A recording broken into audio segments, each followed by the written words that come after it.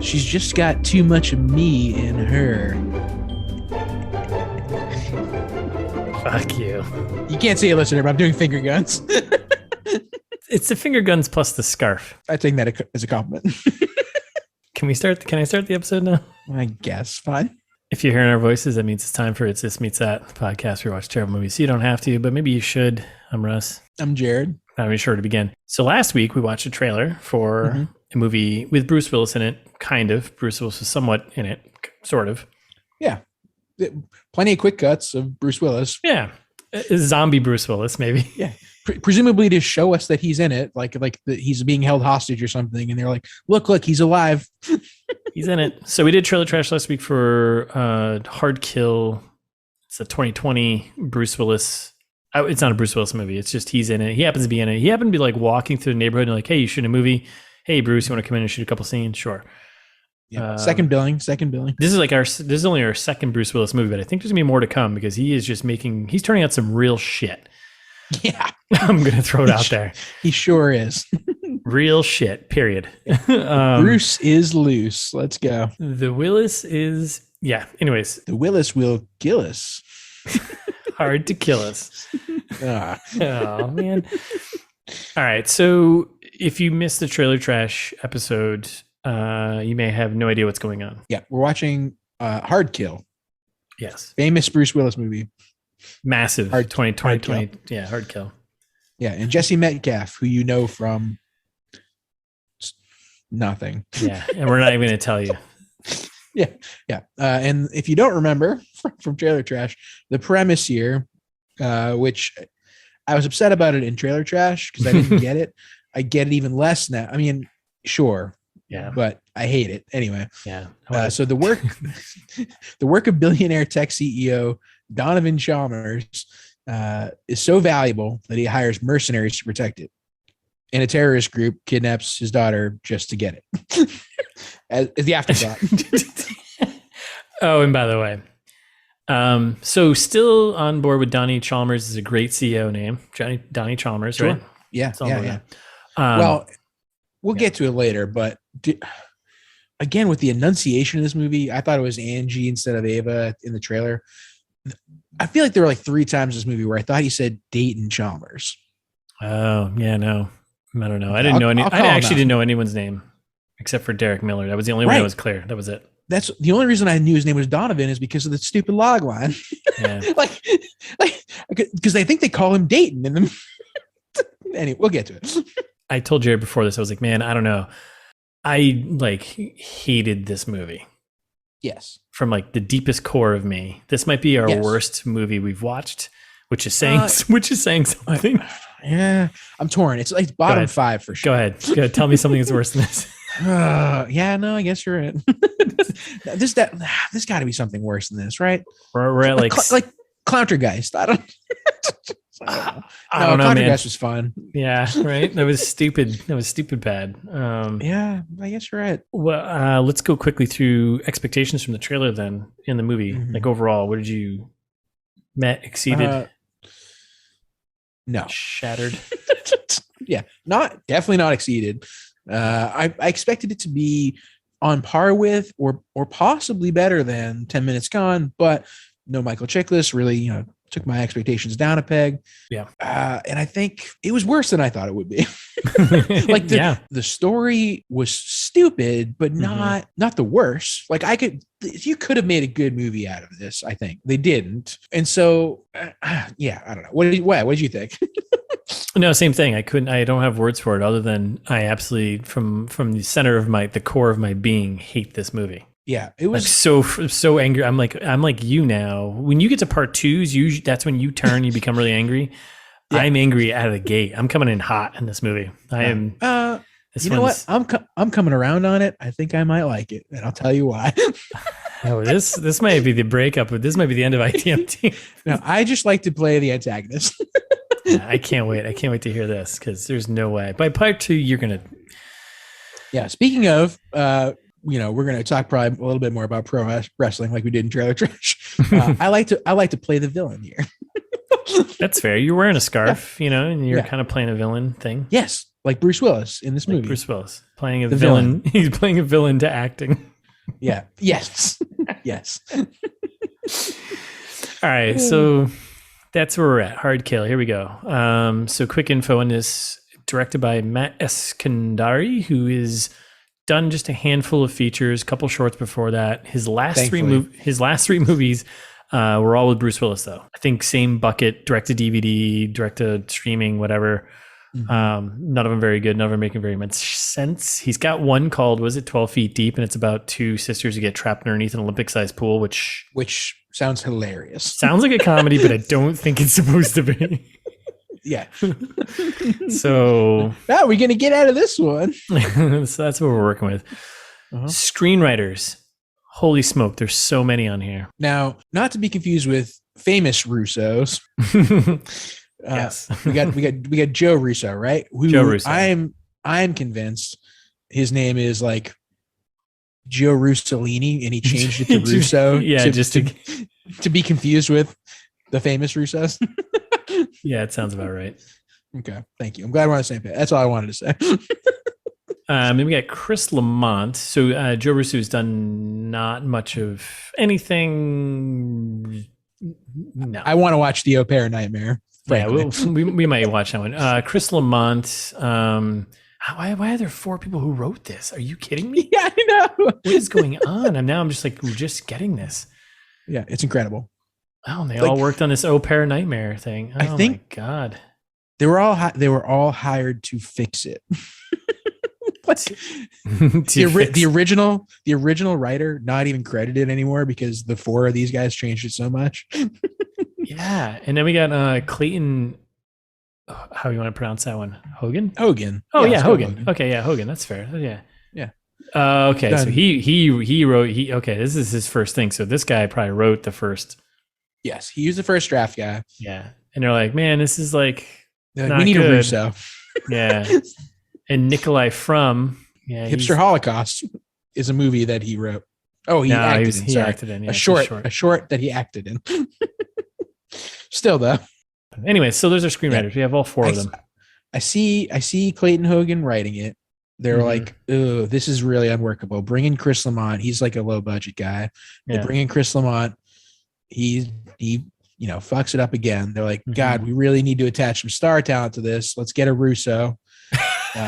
They fucked up, hired Joe Russo. Like, they're like, we got a Russo. Which one? Joe. Holy shit. And they're like, wait. And then they're like, yeah, at this point we just need a fixer. Bring in Nikolai from God knows where. Yeah, Siberia. Yeah. Anyway. So a lot of screenwriters. I blame all 4 of you. Too many cooks. All right, let's be serious. So we're moving on. So actors. So Jesse Metcalfe, who we've talked about before, no clue who he is or what he's been in. Bruce Willis, we know who he is. Mm-hmm. I would. Do we know who he is anymore? Dude, actually, let's put on our ITMT branded tinfoil hats. Go, we'll make a T Public and sell those. I think. What if Bruce Willis has been replaced? I'm saying we're full body snatchers now, right? Yeah, you might be right. Right? You might be right. Like, I don't know. This is like it's a classic Paul is dead. Yeah. Like, did something take him over, you think? Or like maybe, or they like people were like, oh yeah, Die Hard was so bankable. Yeah. All those other things that he's been in. Fuck. I can't even make a case for this. Nope. No. Oh, wait. You know where I do know Jesse Metcalfe from? Oh, yeah. Go for it. He had a bit part on Two Broke Girls. I thought he looked familiar, and I was like, wait a second. Why do I know him? That's a deep pull, man. Yeah, he was in an episode of... All right, so Jesse Metcalfe, Bruce Willis, kind of partially in this movie. Bruce Willis's cardboard cutout, or Bruce Willis's zombie version of Bruce Willis is in this. Yeah, he's got lines in this movie, unlike 10 Minutes Gone. He does have several lines. That's actually true. Yeah. Lala Kent, I think is her name. And that's a cool name. It is a great name. And then Texas Battle, the best name. Like, our old friend. Mr. Battle, would you just please come talk to us? Yeah, fuck you. Yeah. And I mean that from the bottom of my heart. Yes, we do. If you want to be on the podcast, yes, please just reach out. Oh man, any day of the week. And then we have Natalie Eva Marie, who is a WWE star, I guess. I don't know. Nice. Yeah, I'm also not familiar. That's pretty much it. There's some other people in it that are there. I'm convinced that Emmett Furla has something on Bruce Willis, because why does he keep shoving these terrible fucking movies? Well, there's that. I mean, we do know. Yeah, that's true. We do know why. It's a paycheck time. We just read this the other day. Yeah. Why you sent it to me. That's true. Why he's making all these bad movies? Because he's guaranteed like $1 million to pop in these movies for like probably a day's worth of work. Incredible. I would kill for somebody to give me $50,000 for a day's work. I would love that. I'm way cheaper than Bruce Willis. So that's the kind of like the major players, and there's a couple other side characters, but I don't think they matter. Nothing matters in this movie. No, like most of the movies we watch, nothing matters. Yeah, there are characters I like in this movie that we didn't just talk about. Like the characters that I actually like in this movie are not the stars. Explicitly.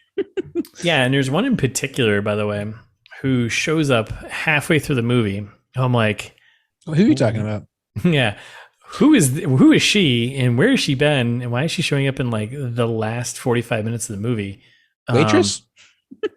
No, the evil villain's sidekick hacker girl. Yes. Like I was like, I like her because she's just like, she literally writes herself out of the script. She's like, man, fuck this, I'm out of here, and just leaves. It's like, what? Incredible. Yeah. Jackie. What's her deal? She just Jackie Wynn. Jackie Wynn. Okay, yeah, thank you. I wouldn't have pronounced that right. Fair enough. Yeah. I probably didn't either. She was in Magnum PI TV series. Oh, the remake. Nice. Good. Okay. Yeah. Other than that, she hasn't been in much. Game of Assassins. That sounds kind of cool. Yeah. Final Sanction. This sounds great. That sounds not good. Oh, wait a second. Just read the description. I'm back in. Yeah. All right. Let's move. We're digressing here. Yeah. No, yeah. We have to tell the listeners it's about a fight to the death between Russia and the United States, who pick their best soldiers. This came out 1990. What? Yeah, she was in this? Amazing. I want to see this so bad now. Oh, this guy's in it. Oh, sick. I like that guy. Yeah. Wait, how is she in this? She's like, I don't know. She's like, she must have been like a baby in the corner, right? She looks young, right? Yeah. Student. Okay. Okay. Anyway, so that's the actor list. Yeah. But she's not the character I was thinking of when I said one of the characters I like. But. Okay. Well, we'll get there. Yeah. Moving through the quick info. So production, box office, all that sort of stuff. So I couldn't pull up any budget numbers, but we know it's at least $1 million because that's what Bruce commands for these movies, at least, right? Right. Yeah. So presumably several. Yeah. So probably in a ballpark of like, I don't know, what was the last movie we did? It was probably like, it's too much. Most of these movies are like too much. I think 10 Minutes Gone was like 10 million, right? Yeah. And this is probably around the same budget. Yeah. Yeah. I could see that. I'd ballpark 10 million for this. There were probably a lot of blanks fired. Like those can get expensive. Ammo's expensive at the moment. I don't know. Okay. It made $110,000 worldwide in the theaters. Interesting. How many? That is roughly 29. Roughly 29 fanatics. Okay. Yeah. So as the scale goes, it's pretty low. Yeah. It's pretty low. We didn't talk, Sergio Rizzuto, that's what I'm trying to think of his name. The villain. The actor that I liked in this movie was him. Yeah, Rizzuto. So he's also in like all these really terrible movies with this group here. The guy who looks like kind of Bradley Cooper's overweight younger brother. Not overweight, but like, you know, he's got a few pounds on him, on his face. Sure. You know, more than Bradley Cooper. Yes. More than Bradley Cooper, right? Or he looks like Liev Schreiber, like poor man's Liev Schreiber, who I still haven't looked up. So when you look him up, you'll know. You'll be like, oh yeah, that's definitely cool name. German guy. Probably he was the voice for the hockey thing. Oh yeah, yep. Right. No, yeah, you're exactly right. You're exactly right. I'm good at this. This guy is a poor man. That guy. Right. Yes, I agree. Okay. That guy's handsome. Yeah. Liev Schreiber. Yeah. He's shout awesome. Out to fuck you. Shout out to Liev Schreiber. What a jawline. Yeah. Kidding me? Crushed it. Unlike this guy, our producer here. Oh god, there is no jawline. Anyways, let's stop insulting people by the way they look. Yeah, whatever. So revenue 29 Fanatics, but it's on Netflix, and it apparently was like crushing on Netflix. Like this did pop up in like the top 10. Yeah, unbelievable. Yeah. What? Again, we said it in Trailer Trash. If you don't listen to Trailer Trash, first of all, shame on you. Second of all, if you're one of the people who watch this, because clearly millions of people probably watch this, right? Yeah, I mean, yeah. Presumably, right? Yeah. So like if you're one of them, send us an email. What did you think? Like justify how this happened. All right, so that's quick info. We spent a lot of time there. It's gonna be a long one. So sorry, listeners. Okay, so Hollywood pitch. I'm not. Go ahead. You go first. Okay, yeah, I feel very confident in mine. But they're good movies. It's like it's a wishful thinking one again. Yeah, because again, the premise could have been cool, and I'm coming around on this movie. I like the premise. I like the villain. It's Fight Club meets Rambo. Now, it's Fight Club. Sorry. No, it's fine. I'm right there with you. I'm right there with you. It's Fight Club because there's we'll get to it. I think you're gonna hate me. I'm like very team the villain in this movie. Like the guy. Oh yeah, no, I'm on board. I mean, I don't know. I don't know who I'm on board with, but yeah, sure. Yeah, sure. Yeah, I'm very firmly on the side of the villain in this one. He like Rizzuto, our guy, is like, power to the people. Like let's destroy the credit card companies, our financial institutions. I see. Okay. Yeah. Shout out to Citibank if you want to sponsor us. You're not in this movie, but just naming a bank. So yeah, it's Fight Club. It's Fight Club in that regard, right? We're trying to. I'm pro the villain here. The villain is Edward Norton, and he's like he's creating a movement about dismantling the corporate culture that enslaves us all. And I'm on board. Okay. So yeah. Meets Rambo. I got two angles on this one. Quick question. Is there a specific Rambo or just Rambo the character? First Blood. Oh, First Blood. Okay. He doesn't kill anyone. No, but okay. So let's go First Blood. Part 2. And also later Rambos. Yeah. Because of that part. Yeah. I think that's a secondary to me of where he goes on a crazy one-man army murder spree. It's definitely a Rambo trope. It's like, a later Rambo. Like you had this guy the entire time. Why didn't you do this from the beginning? Anyways, go ahead. Yes, because that's what Derek does. But where I was going with it was like a disillusioned veteran. Wow, yeah. Right? That's our Derek Miller here. Derek Miller is Rambo of like, he saw some shit in unclear. Yeah. Probably Iraq. I don't know. He's not that old. Yeah. I don't know. Yeah.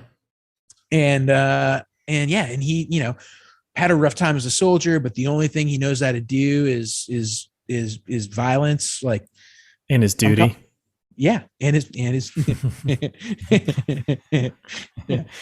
duty. Yeah. So Fight Club meets Rambo. And that's it. What do you got? So I went with it's Live Free or Die Hard meets AI. Like the Haley Joel Osment movie, right? Yeah, I'm not totally proud of this one. No, I'm on board. This is what I'm going for. So this movie is basically the same story as Live Free or Die Hard. I did not see that one. Oh, it's teetering on the end of John McClane. They've besmirched New Hampshire, and I refuse to support that. That's totally fair. Yeah. I'm gonna hold in solidarity with you. Now I dislike that movie. It is the moment. It's the jump the shark. Jump the lead lined refrigerator. It's he jumps on an airplane, a jet. Moment. It's like the line. We're like, okay, we're done. We're done with John McClane. Give me a quick spoiler. What's the worst thing that happens in Live Free or Die Hard? Like, give me a moment when you were like, oh, it's over. He's driving this big like tractor trailer with all like, I don't know, something in there. He's going up this like big ramp, blah, blah, blah, and there's like this Harrier jets, right? The ones that can like basically float, right? Yeah, and it's sitting there and it's just like unloading and just like tearing apart the entire truck, and things going up and like the top's torn off, and you're like, all right, this is only getting more worse, right? And then he gets to the top, and I forget how it happens, but basically he does some crazy shit, and he ends up, for lack of there's no lack of, this is exactly what happens. He ends up surfing the wing of the Harrier jet. And they do like this big shot, and it's like, I think it's in like the promo materials too. It's like him on like a jet surfing, basically. So stupid. And that was the moment. I was like, we've hit it. This is it. We're done. Die Hard's done. John McClane's done. He's dead. Let's just stop making these. We're done. It's over. That's exactly what I was hoping you would say. Thank you. So yeah. Okay. Outside of that, how does this meet AI? So obviously the connections, we have Bruce Willis here, but otherwise, like the plot line it's the same thing. Guy wants to use technology to kind of shut down the world, blah blah blah, and like that's what Live Free or Die Hard's all about, right? Okay. Yep. Meets AI because this movie is talking about AI. There are no cute children. There are no cute children, but that's the thing, is that they're saying is that they're going to use AI to take over the world and kind of destroy it, which I think if they did that, the world would be what the AI movie would look like. The world would look like what the AI movie was. Okay. Yeah, annoying artificial children, Pinocchios running around, just, I don't know. So you're saying it wouldn't have ended the way that they portrayed it in the movie? I just said I wasn't really proud of this one, but this was like a last minute one, so I'm not totally fun with this, but you know, that's okay. I like it mostly because I like AI. That's a fun movie. Go see it if you haven't seen it, listeners. AI. You like? I don't know. It's sad. It's sappy. I feel like it's Spielberg. You can't knock Spielberg.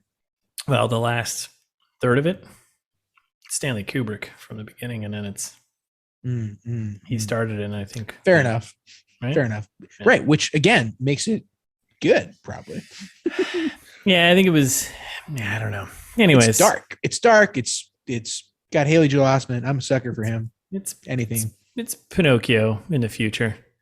Yeah, we've already said fuck off to Haley Joel Osment, but if you want to do a podcast, oh yeah, have we? I feel like I talk about him too much. At least 3 or 4 times on the podcast, and he's never been in any movies we've done.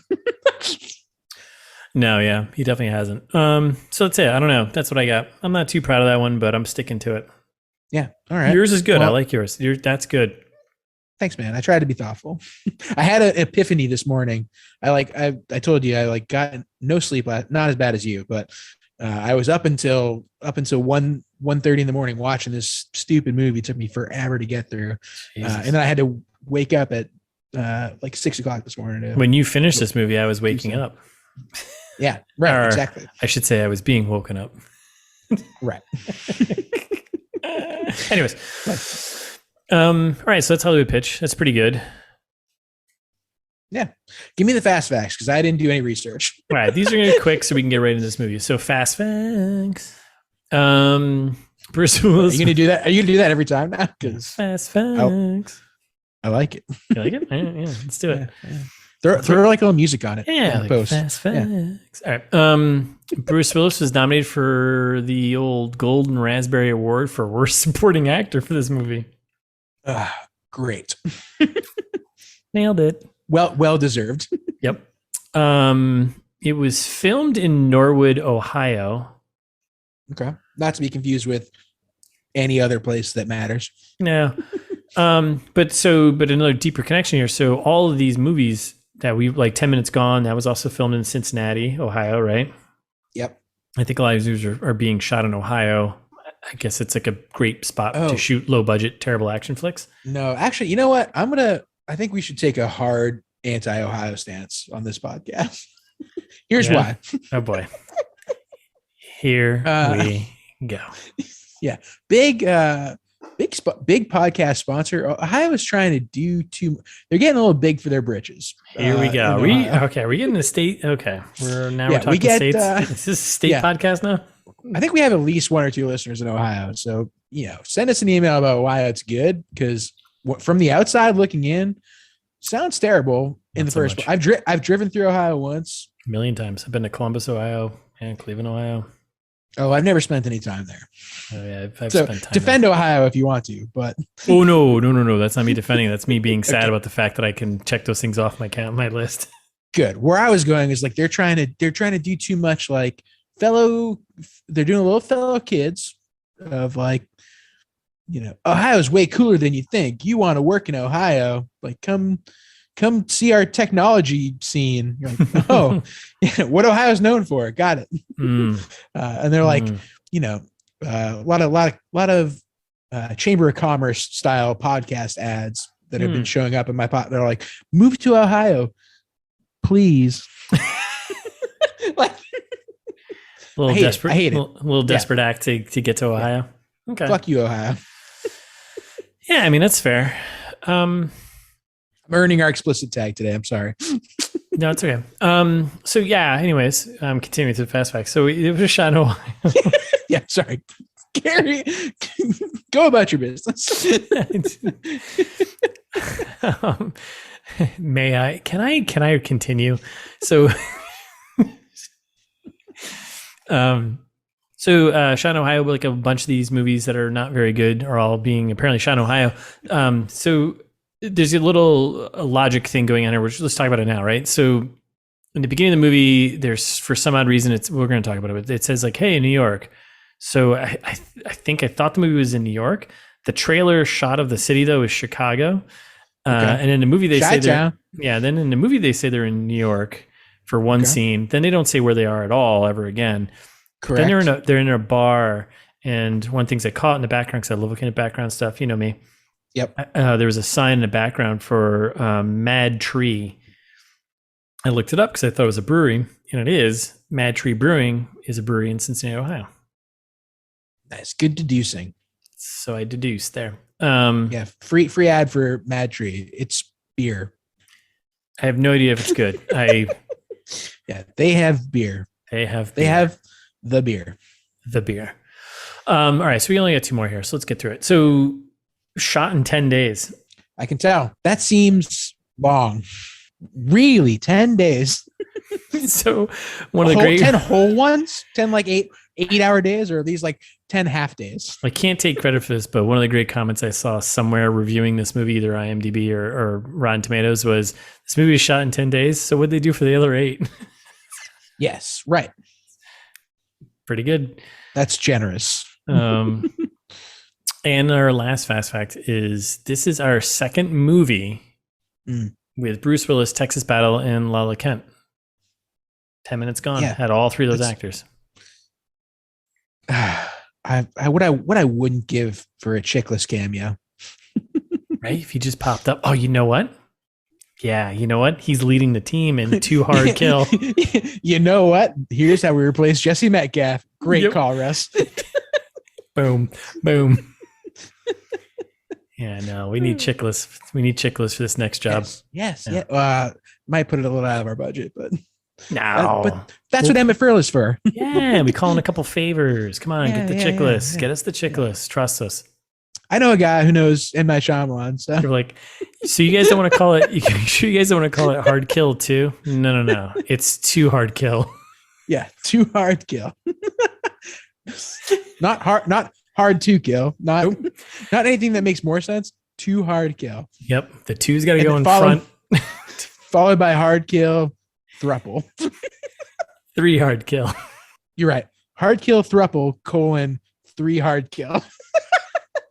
Chickless is back. Third Fast, Third Furious. We'll just steal another movie's title. Is there enough room in this thruple? Wait, is that the 6th one? No, that'd be the thruple squared. I don't know. Fuck. Okay. Yeah. No, that'd be too much. Anyways, whew. Oh, this is gonna be a long one. Let's start talking about the movie, Russ. All right, here we are. We're gonna let's just dive into this. We're gonna start tearing this thing apart, right? So we get our studios again. We get our producers, production companies, right? Who we all know and love, maybe. Yeah, which there's like really ominous, spooky music playing over the second half of this. So we get Vertical Entertainment, weirdly, which was like an afterthought in the trailer, is now the star of the show here. We first get billing. Yep. Our friends Emmett Furla coming in real hot with like a crazy train animation. A new graphic. It's like, I love it. Yeah, it's great. I'm on board. Nice job, fellas. Nice job. Keep up the good work, boys. Yeah. Randall and the other guy, Furla. Nice job. Yeah. And then this is when it takes a turn. This is when the music starts getting weird. Yep. And we get SSS Entertainment, which has like a weird snake thing. Yeah, it's just one guy. So yeah. And then like it keeps it going with Bond at Media Capital, right? Like the spooky music. I don't care for it. Yeah.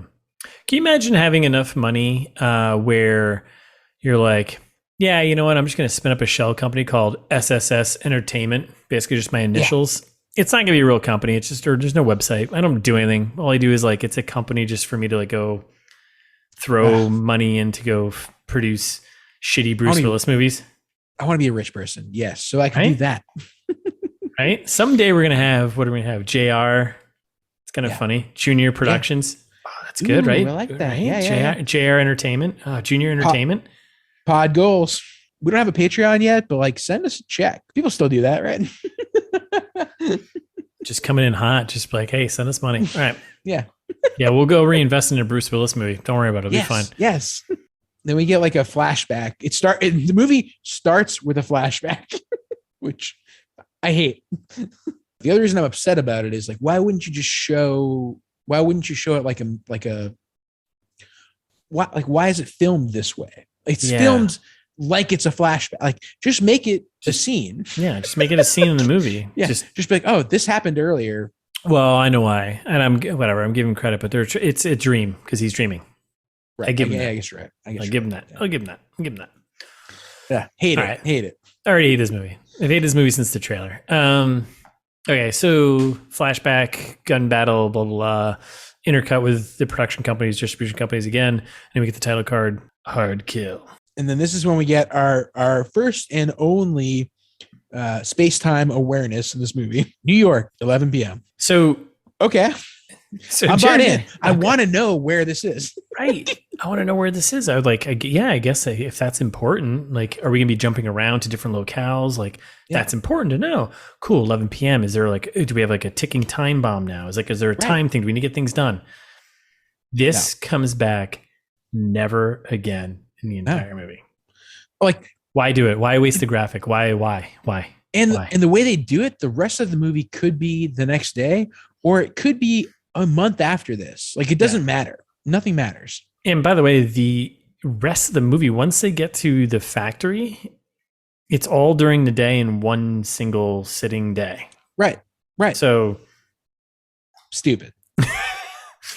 So fucking dumb. And then it's like I'm at this point, I'm kind of bought into the movie, right? Knowing what I know now is a whole other story. At the time, I'm seeing this and I'm like, okay, like cool action scene at the beginning. We got New York, 11 p.m. I'm very invested. What's going to happen? It's very noir looking, which I like. Like there's it's like you're like at the docks and there's like steamy, smoky coming from the grates. We got a woman like Casablanca over here, you know? Yeah. Young woman walking alone, dressed up, walking with a briefcase. It's cool. Yeah. It's a great setup. The movie could have been awesome. Could have been. And like the bad guys surround her, right? And so this is, I mean, we know from the trailer, this is Bruce Willis's character's daughter. Right. No. Then we get Donnie Rizzuto. Donnie Rizzuto comes down. Not his name. What's his name? I don't know. Rizzuto's the last name. Yeah. So he comes walking down the stairs all slow, like a generic villain. It's badass. Sergio Rizzuto. He's the old Russian Italian guy. Oh, even more badass than Donnie. Yeah, Sergio Rizzuto. That's a pretty good name. That's actually a great name. It's a great name. Yeah, it is. So he walks down, slowly down, walking down the stairs, like, all right, here's a bad guy. Is that it? Is that it? Is that Project 725? Does he say 725 or 725? I think 725 at this point. He switches later.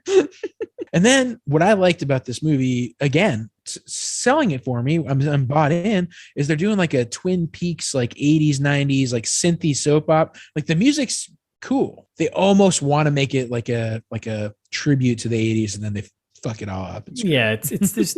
Come on, just pick one genre you're going with here. So, so we get the woman and the partner meeting. We don't know he's the partner yet, but we do know. And she hands him basically the old MacGuffin, right? Little hard drive. A little hard drive, and she's like, "If you provide a server powerful enough, the AI will run off this." Okay. Right. Yeah. Dope. A server powerful enough? What is that? What? Like, what? Yeah. I'm in. And then I love his response. So small, yet so powerful. God. This is how we change. This is how we change the world. Oh my God. Like stares off into space. Already the worst. Good. Already the shittiest generic villain ever. So, okay. Yeah. And then we cut right to Hero Motel, Hero Apartment. I think it's a motel. Casa de Derek. I think it's a motel, but yeah, Holiday Inn, maybe. The shittiest alarm clock noise ever goes off. I fucking hate those alarm clocks that sound like that. Mm-hmm. So that goes off. He freaks out because apparently he was having a dream or a nightmare about him getting shot in the back from the opening. Right. It's a very get the girl alarm clock. Yeah. And then he's like, he's like feeling up his back and showing us his stupid scar. And we're like, oh, okay, this is from the trailer. Yeah. Right. I forgot I watched this already. Right. And then he like looks at his phone. Like, do you think they couldn't get like, is there some kind of copyright with using the UI from like an iPhone or an Android phone? Because it looked like neither. Actually, there probably is. That's what I'm wondering. Yeah, maybe. I don't know. Like, I know Apple is pretty locked down about their phone's usage in movies. Did you see the whole thing about Ryan Johnson about Knives Out? He like spoiled. He's like, I'm probably gonna spoil everything, but he basically said like, you'll never see a villain use an Apple iPhone or iPhone in a movie. Like Apple's big strict rule is like, you can't use, if you're a villain, you can't use their phones. That's stupid. And he was just like, I think I just probably spoiled a lot of and ruined a lot of things, but like, well, this guy's the hero, presumed hero. This is where I have a lot of problem with. Mm-hmm. He's the villain. Derek is the evil character in this whole movie. So his back's all like mangled and scarred. He's got flashbacks getting shot. He keeps getting this line that I think is from the flashback, but they don't ever explain really what it is when he's like, no, it's the saddest, like dopiest voice. He's like, Miller, don't leave me. Remember all the time? They did that like 4 times in the movie. Who's that person talking to you? We never explain it. And then he prays about it. I don't appealing to POD here. So he does get a text message, but we should call this out. He gets a text message from who I thought was Dayton Chalmers. It's not Dayton Chalmers. It's Donovan Chalmers. No, dude, but it might. No, wait, you thought it was Dayton. No, they call him fucking Dayton in the whole movie. They call him Dayton in the movie, and yet in the description they call him Donovan. Was it on the text message though? I didn't look, but the fact that you said Dayton here and I said Dayton several other times, they definitely call him Dayton. Listeners, peek behind the curtain. I'm going to just say it. We paused recording for a second, double checked ourselves. I said it like a half an hour ago. They call him Dayton Chalmers in the movie every time. Russ just pulled up Netflix. We paused it exactly on the text message. It says Dayton Chalmers, and yet the description on IMDb says Donovan Chalmers, and it's infuriating. And we just looked at Bruce Willis's character is the only character that he's only listed as the last name Chalmers. Everyone else, know they fucked up because everyone else has a first and last name. We're not even barely 3 minutes in this movie, and I'm so sad. So anyways, there's Derek Miller, Yeah. Easy to keep track of, cleaning his gun while he's eating breakfast, right? Like you do. Like he's like does. having a cup of coffee, cleaning his gun. Puts on his pants, like goes to his room, puts on his flannel, holsters his gun, which like, wait a second. He's like going out to like seemingly watch women and children play in the street. I don't really know what he's up to, but he's doing weird stuff. Anyways, all right. So here we are on the side of the street with Derek Miller with his clean gun in his fucking holster. Watching the women and children. Yep. On just normal street, Ohio. And two, or is it just one stretch limo pulled up, caddy stretch? Just one. Oh yeah. But then one drove by, like it was they were trying to do like a terrible transition. Or this is more marketing for Ohio, being like, look how many limos we have. Come to Ohio. A limo on every corner. No, Ohio. Yeah. Bad Ohio. No. Yeah. So then we get Bruce Willis. He's in the back of the limo there. Welcome to, is it Chapter or Charter House? Chapter House. I think that's the company he's CEO of. Yep. We don't know what they do. Basically, they're just a data company, I would assume. It's like Facebook. Yeah. Yeah, it's like the Facebook of this movie. It's like the Facebook of Bruce Willis wearing scarves. And so like this is when I first started thinking about it. I was like, wait, why did we need to know it was 11 p.m. with that woman in New York last night? Was it last night? Was it a month ago? I don't know. Doesn't matter. It really doesn't matter at all. And this is when the limo drives away. We're watching the trailer again. Bruce Willis is talking about how he did his research on this guy. Yeah, pretty much everything that happens in the trailer happens. Everything that happens. Yeah, there's nothing new. Right. Watching the movie versus watching a trailer happens in this limo car. Spoken like a true soldier, takes one and no one, like all your stereotypical lines. Blah, blah, blah, blah. Oh, we do get a little back and forth between him and Bruce about, hey, you're a soldier too, blah, blah. Yeah, Mogadishu. Yeah. Everyone says bunch of jargon. Everyone's done Mogadishu. Well, come on, man. And that's why Bruce goes, yeah, Mogadishu, Somalia, Bosnia, Iraq. Oh, okay. So a bunch of exposition about the two characters, but it doesn't matter at all. It literally means nothing other than just set up Bruce to shoot two people later on, and that's it. Well, Bruce does also set up here. He's like, family life changes everything. And okay, good point. It's about family. It's very Fast and Furious vibes. And then we pick up Texas Battle. I guess he's down the street. And I love the intro to Texas Battle here when he's like, Bruce Willis is complimenting Derek on his references. Like, oh, well, you got like, Derek's like, why am I here? He's like, oh, you had a good reference. And then he's like, well, who gave me a reference? And then all of a sudden Texas Battle rolls in. I did, you son of a bitch. Which, by the way, like, so he picks up in like just this random corner of a street. It looked like he was in a motel. The scene was definitely shot. He was in a motel, but apparently it was his apartment, but he's living in this like small town of wherever. We think New York, but it's not. It's Dayton, Ohio. It's definitely Dayton, yeah, right. And then they just randomly pick up Texas Battle in the street, and he's like, "Yep, what's up, motherfucker? I did, bitch." And then I love this. Is my favorite. This is how I fantasize it in my mind. The shooting of this movie. So like, Bruce Willis is done for the day. Basically. and just goes, hey, Fox, walk Derek through the plan. just so that he doesn't have to have any more lines for the day. He's like, guys, I gotta make a poopy. Yeah, I gotta go make a phone call or do something else more important. He's just like, hey, why don't you walk him through this? Yeah, literally. Hey, Fox, walk Derek through the plan.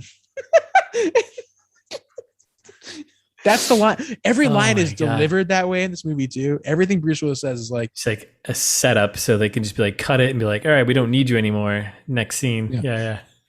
Hey, guy, I don't think so. I wonder how obnoxious it must be to shoot with him, because he's probably just like, I'm here for a day. Shoot all the scenes you need with me in one day, and it's like, cool, we're gonna jump through all those, and then we'll go back and like spend the next 8 days fucking filling in everything else. It must be. Because he's not sticking around for fucking 10 days. There's no way. No, of course not. And then this is when they like start playing the trailer again. Yeah, so, pretty much. Yep. Texas Battle walking us through. Blah, blah, blah, blah. Here's the plan. This is our Born Identity screen. We get the partner intro. Like he's like, oh, you remember that guy? And he's like, you put a bullet in my back, still have the scars to prove it. Acting like Bruce Willis and Fox should give a fuck. Fox is Texas Battle's name, by the way. Yeah. He's always got cool names. He's got cool names in real life. He does, actually. Fox is a pretty good name. Yeah. All right. Yeah. We'll give him that. And then rightfully, Derek asked the question, what does this have to do with Chapter House? Great point. This movie is stupid. And then this is where dialogue just nosedives into just directly into, I don't know, the ocean. And they're like, it's a serious plot explanation, but not really. And they're like, the partner stole this thing, right? And they're like, and Derek's like, or they'd be like, it'd be bad. And he's like, bad for who? And Bruce Willis is like, for everyone. No, he says, even worse, he says, bad for everyone.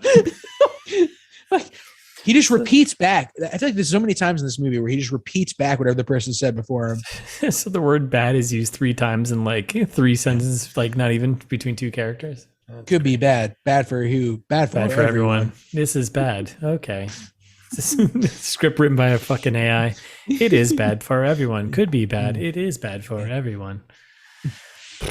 Anyway, so, and then apparently the partner caused a plane crash. I don't know. Like they try to build him up as being like this bad guy. I don't know. Yeah, like he's been doing bad stuff. And like, okay. And then apparently they're like, and Chalmers is a target now because he's the only one who knows how to decrypt the useless hard drive that the partner just got from his daughter a minute ago. Like we saw that scene earlier. Apparently that's just useless without the code that Bruce Willis knows. I have a problem with this later on because this makes no sense because they did he used it to crash the plane. So was that just... No, I think he crashed the plane in order to obtain the hard drive. Later on, they definitely say he uses this to crash the plane. Stupid. Yeah. And so I was like, God damn it. Yes. I hate this movie. Yes. Welcome to my side. We're like 8 minutes in the movie. Yep. Apparently, like, this is when Texas Battle is like going off the rails. And he's like, it seems like the company wants to own this warehouse, or they already do. It's unclear, but they need to buy it fast. And like, Derek goes, why? And Texas Battle goes, tax incentives, credits, rebates, billions on the line. I'm like, what? What? None of this dialogue makes any sense. What are we even talking about? Like, what? Yeah. Billions on the line. Okay. And then Derek's like, so you want me to babysit you? And so now, and then he says yes. He basically says yes. Like Texas Battle's like, come on, this is a layup, man. Maybe this is easy. Maybe nothing happens. You and your team just go home with a nice payday. Or maybe, just maybe, you get yourself a chance for another round with the partner. So like, what? So this is where this totally falls apart. Because like in the next section, I'm like, I'm so confused as to why is this a hesitation here? So yeah, what are they actually asking him to do? What do they actually ask his team to do? Security detail. That's it, right? Yeah. But for where and when, just generally speaking? Just they need him to about the warehouse. But they what say we have to go to this warehouse. Oh, they just say if they go we want to buy it. Like we're trying to buy it. They said there's going to be property brokers that show up. Okay. So that we can buy it. Apparently Bruce Willis has to be there in person to sign the papers for this place, which is all right. So stupid premise in itself. Yes. So Derek Miller, you are an idiot. And this is the reason why I've hated you since I saw you in the trailer. You're a fucking moron. So yes. Okay. Right. So yeah, already nothing makes sense. And then instead of addressing this, I was so confused by this. I was like, what? Yeah. And clearly Texas Battle is baiting him, being like, oh, and also revenge. 100%. It was like so obvious. Okay. Yeah. So, and he just ignores it. And he's like, I don't know, Nick, we don't usually do security details. what? And then this is when he's like, well, I know I can trust you. I can't say the same about the rest of my contacts. And you're like, why do you have so much shitty contacts, Texas Battle? Like, what's happening? Like, none of this movie makes any sense at all. And then he guilts him into it even more, where he's like, remember Darfur? Mogadishu. Like, come on. Yeah. Now I'm the one that saved your ass. I guess you owe me on this one. And he's like, what? And then Bruce Willis jumps in to do the final convincing. This is one of my favorite lines in the movie too. Chapter House has unlimited resources. We're prepared to offer you a very lucrative contract. And I delivered it like Bruce Willis. They're like sitting around at this point, and he's like, yeah, we'll pay you a lot of money. And then they quick cuts to Texas Battle. He goes, lots of zeros. And then this is when you get from the trailer again, if we're going to do it, we're going to do it my way. And then he agrees. It's stupid. I was like, what's his hesitation? Why is he hesitating? Why is he like Derek? Sounds amazing. I don't know, man. I don't know. I was like, isn't this what you do now? Isn't this your thing? Isn't this like your team's thing? You know? Yes. Yes. They're mercenaries. Okay. Yes. And we jump to a bar because, of course, that's where all of his team is hanging out, right? Right. Bunch of drunks. He's got 3 team members. 2 of them are playing pool. Well, we got one of them doesn't drink. Sasha. Right. Sasha doesn't drink. Right. So 3 of them in the bar, though. We get 2 of the pool table, dive bar, whatever. Sasha, is this like Die Hard? Is this a Christmas movie? When they zoom in on the bar, like there's Christmas lights around. It's like, the snow. So it's tagged on IMDb also as a Christmas movie. Wait, really? I didn't know. Anyway, but yes, I hate it. Anyway, so here we are. We're at the bar because that's where the team hangs out, at the bar. So we got Sasha being real surly. First of all, like I wouldn't want to hang out with her. No, so she's some other lady's talking to her, and I don't know what the conversation was, but just whatever. She didn't want to be bothered. She was like, she's being Grumpelstiltskin. Yeah. Hey, it's at the holidays. She's having a tough time. The bartender's like, hey, hon, what's wrong? And she goes, stuff. Ugh, great character building right there. Yeah. What's wrong with your life? I don't know. Stuff. Just stuff. Yeah. Cool. So nothing's wrong with you. Next character. Fucking obnoxious. And then we get the 2 guys who are at the pool table. They're playing pool. And so then we get the context from the trailer. From the trailer, we had big guy, drunk patron hitting on Sasha, right? Yeah. And her just beating the shit out of him immediately, which I was like, hopefully we get some context out of this. we didn't really, but not really. So basically what the lead up to that was just to show how, I don't know, stupid one of these other characters was. So Dash, right? Is that his name? Yep. Dash and Sasha. Come on.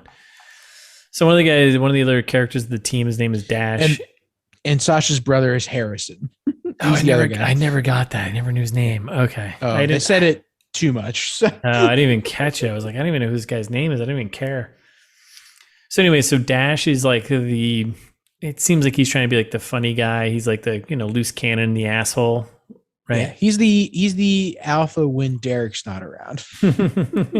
Yes. That's a good way to put it. So he goes this drunk guy who's just like staring at Sasha, and he's just like, hey man, you should go over there and just talk to her and like just go up there and just kiss her.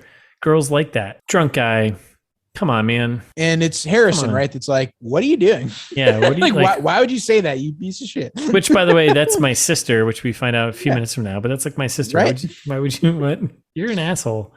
Yeah, don't care for it. So big guy goes over there and tries to make a move on Sasha, and she just tears him up. Yeah, slams his face right into the bar. You hate to see it. Twists his arm. It's just kind of like, man, like, I don't know. Now you guys seem like bad guys. Like you seem like bad guys. Like they are bad guys. I'm staunchly anti the heroes in this movie. Right? Like they are not the good guys. They suck.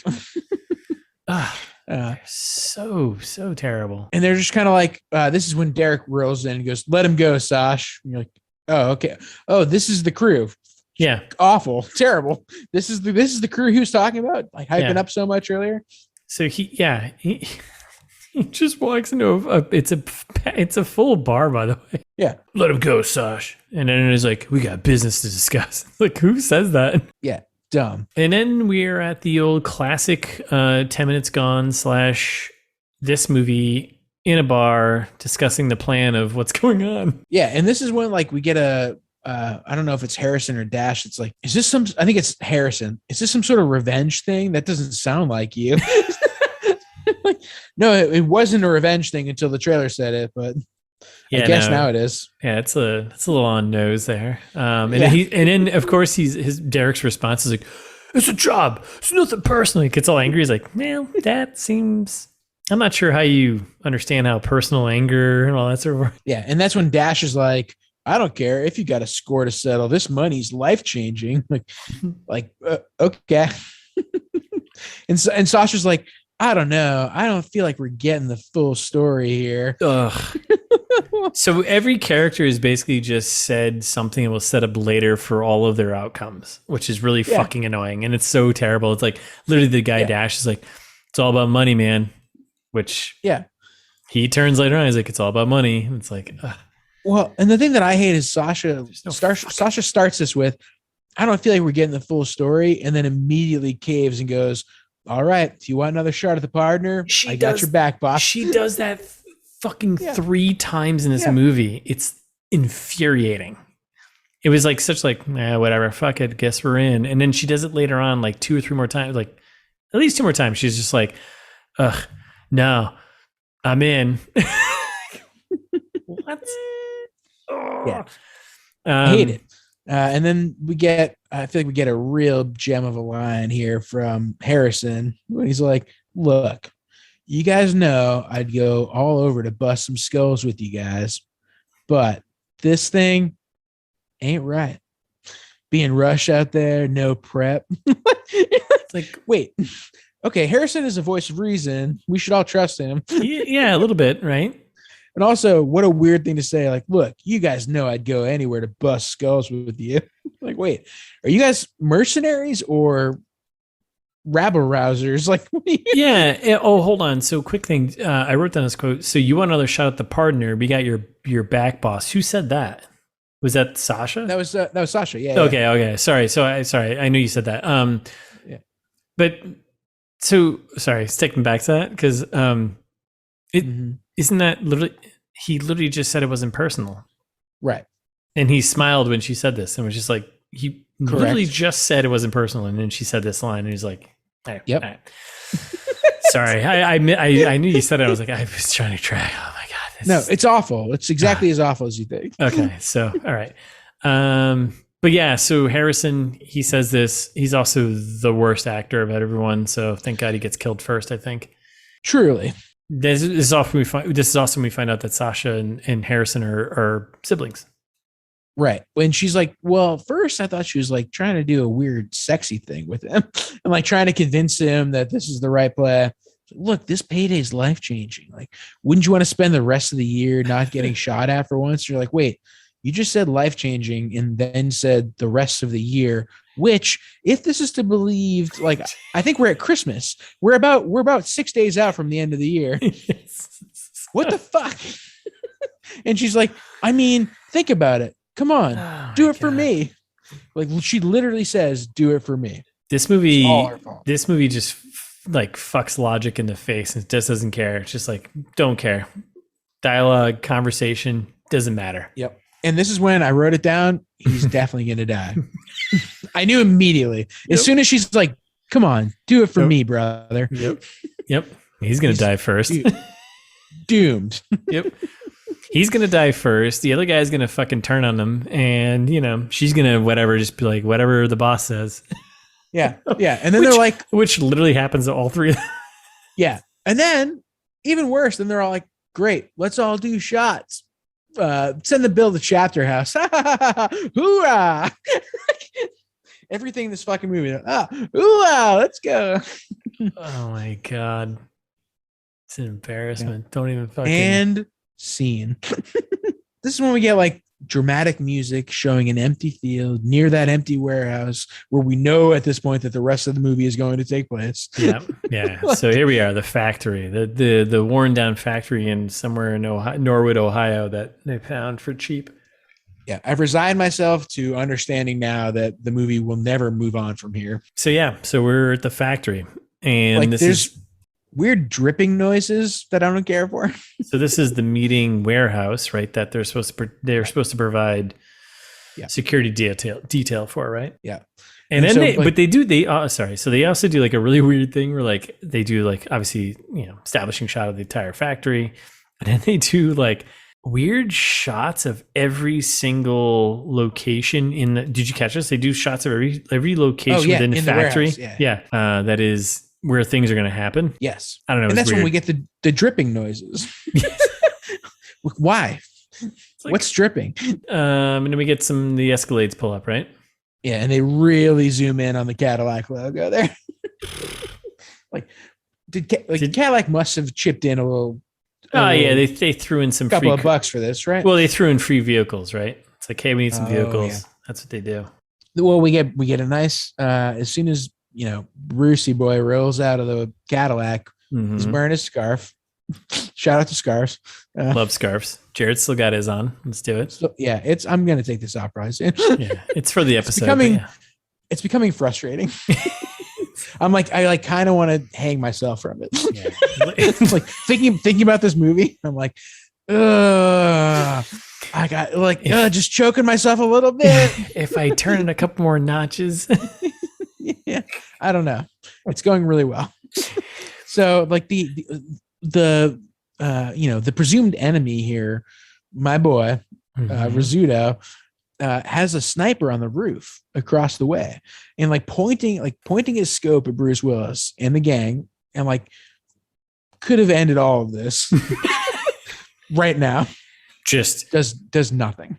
Yes. Dumb. I fucking hate this movie. And then all right, so that's part one of that. So sniper or wherever he is, right? So he not only has that vision, he also has a count of all the bodies that are moving into the factory, which is a thing later on where the guys moving in don't know who's inside, and they're like, oh, it sounds like they got a team in there. Yeah, Chalmers came prepared. It's like no, he didn't. No, he's got 6 guys. Yeah, and then they roll into this warehouse, and Bruce is just like, what a shell. What a great, this could be anything. Yeah. That's implied. He says, what a shell, which is a stupid line. And then we get a conversation. I don't think that goes all that well, right?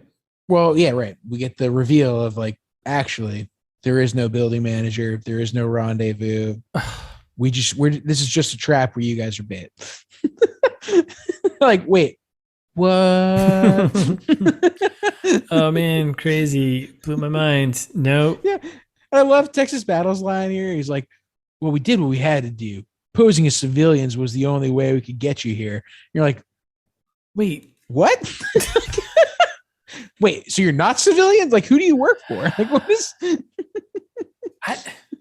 what's happened? This movie pains me. This movie pains me so much.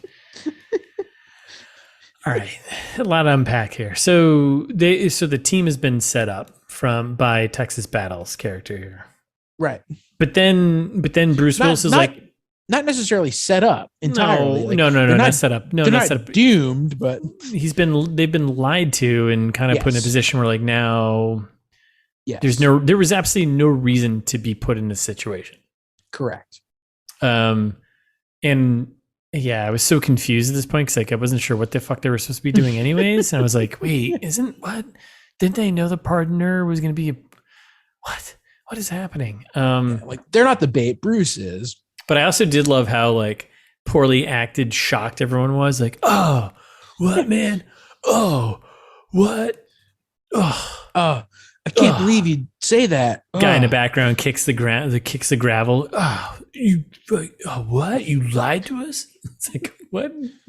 So upset right now. I can't. It's I could kick rocks. I could kick rocks off this factory floor. And it's so stupid and frustrating because again, there's 5 of them, and the partner has a military force outside with the daughter who willingly supplied the hard drive with the like the partner has literally everything stacked in his favor. Why Yes. wouldn't he be the winner here? Yes. Nothing makes any sense. Like, it looks like he has dozens of soldiers like surrounding the whole place, right? This movie it actually angers me in the lack of just everything. Like I'm so frustrated with this. Well, the fact that you can condense the entire story to the trailer, I think, is really what says it all, right? Sums it up, right? Yeah. Shit. Sorry. So they're still in this. All right, we got to move through this. So they're still in like this shock moment of like, oh man, Texas battle's like, yeah, what'd you think was going to happen? It's like, what? Come on, man. And then, but then what happens? Oh, then Bruce Willis is like, oh no, you're not the bait. I'm the bait. Right. And then there's this really shitty moment where like everyone's kind of like the camera pans from everyone's faces. Like it's a solid like 10 seconds of panning from its face being like, yeah, what? Like everyone's minds are blown. Like, what the fuck? No shortage of wasted time. This whole movie is wasted time. Like I'm sorry, many unnecessary shots. I also love, I'm looking right now, like, so Jared and I we have two separate documents, or a single document. We have like our two separate notes we have here right now. And I'm looking at both for our bullet points that are lining up right now. Mine says on the left side, this is so bad. Yours says, this is so stupid. At the exact same time. Yes, exactly. It's so frustrating. Oh my God. All right. So how do we get through this? What do we do now? What happens? What do we do?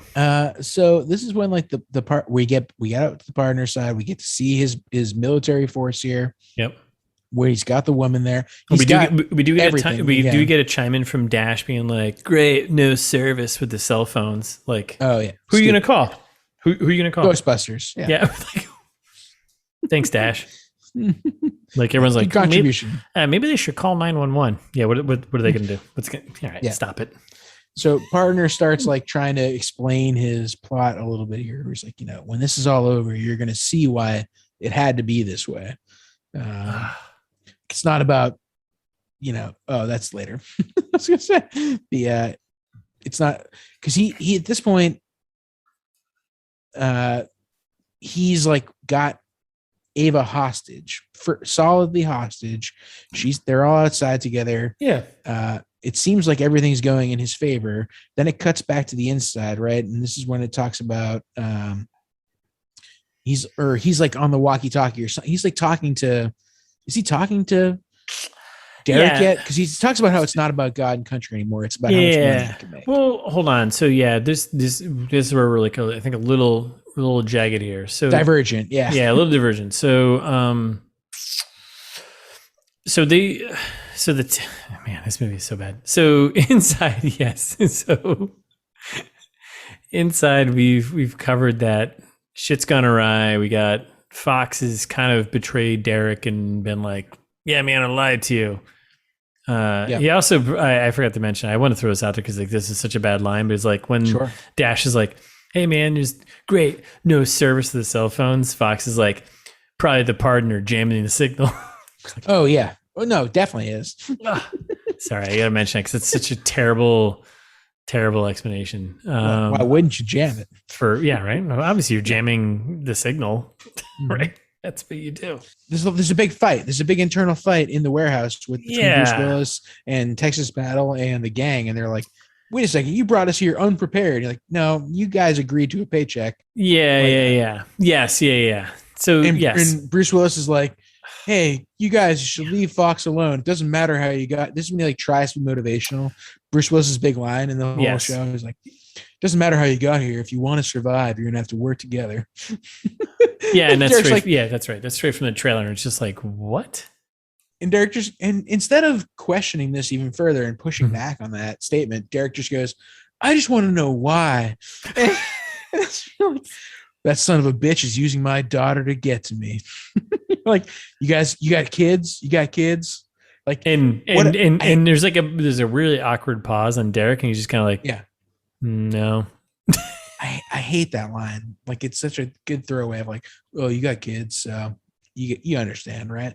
It's like, when you're here, your family, it's Olive Garden. Yeah, it's Olive Garden. Fuck this fucking movie, dude. we're outgunned, but the fight's coming to us no matter what. So we got to fight. That whole scene was just so terrible. All right. So anyways, I think we're back now factory outside with, this is where the partner's talking with Bruce's daughter. This is right. Yeah.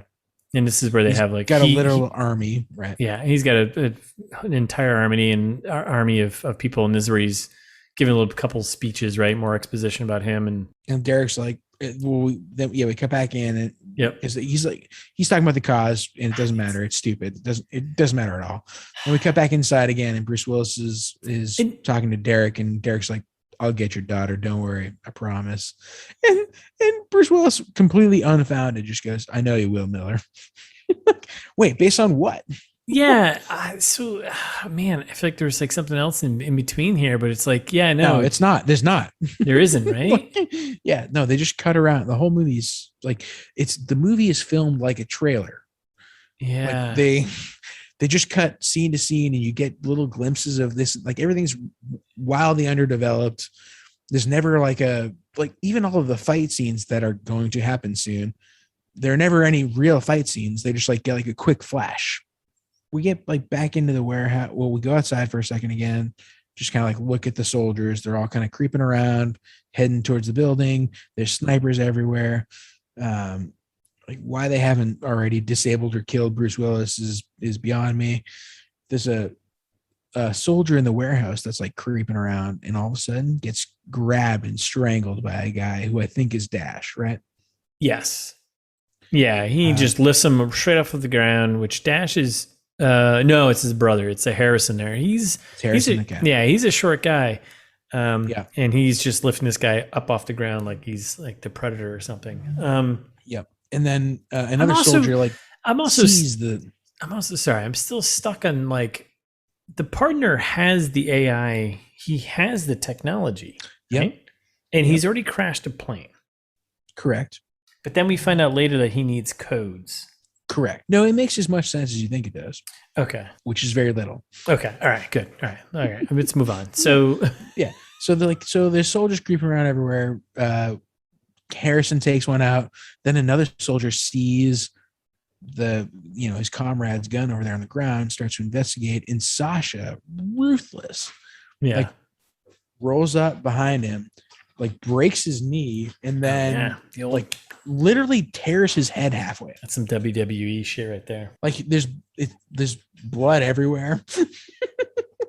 I mean, I don't like that was a weird scene, right? By the way, this movie should not be rated R. This movie should be like PG-13. No, they say fuck like 6 times. That's probably why it had to be rated R. Yeah. Then we get Texas Battle Fox creeping down some stairs, and he's like almost gets snuck up on by someone, and then like Derek sneaks up behind him and stabs the guy in the chest, and is like, time to shake off the rust, buddy. Oh, is that what he says? Oh man, I said runs like it. I felt like laser tag. I was like, dang. like, yeah, motherfucker. Yeah. You're coming next. He just runs. He literally just like runs away. He does. Like, wait, what? It's like, I played laser tag with strangers before, and it's like they're on your team, and you're like, hey, bud, like, hey, quit hanging out at the base. Like, figure your shit out. We got to go knock out some kids. Like, what are you doing, man? Yeah. So then, 2 guys go down, and then all of a sudden, there's new strategies needed by like the bad guys, right? Yeah. Right. I don't know why. Like they're like, oh man, 2 of our guys are down. And like, well, because they're like human beings. That's actually one of the things that I like about this movie is like the squad leader of bad guys or alleged bad guys is like, hey, like we're losing good guys out here. Shouldn't we? We shouldn't be losing anyone. This should be an easy operation in and out. It's supposed to be. Mr. the partner, like, can't, like, what should we do here? Yeah. And partner's like, all right, yeah, good point. Time for a new strategy. Like it made me sympathize and empathize with the bad guys. I like these guys. Yeah. I want them to succeed in their mission. Yeah. And partner just like looks at Bruce Willis's daughter and goes, I hope you're ready. Oh boy. About to be shenanigans in here. Yeah, I don't even know what's gonna happen there. Which seems like a great time to say see you next time on This Meets That, right? Wait for part 2 on Thursday. Yeah, I think so. Yeah. Thanks for listening. We're back on Thursday with part 2. In the meantime, though, you should follow us on Instagram at It's This Meets That, and on Twitter for ITMT Pod. Nailed it. But if you're feeling old fashioned, like we do, you can just send us an email. It's thismeetsthat@gmail.com, and you can find the whole It's This Meets That catalog. The whole catalog at it's thismeetsthat.com.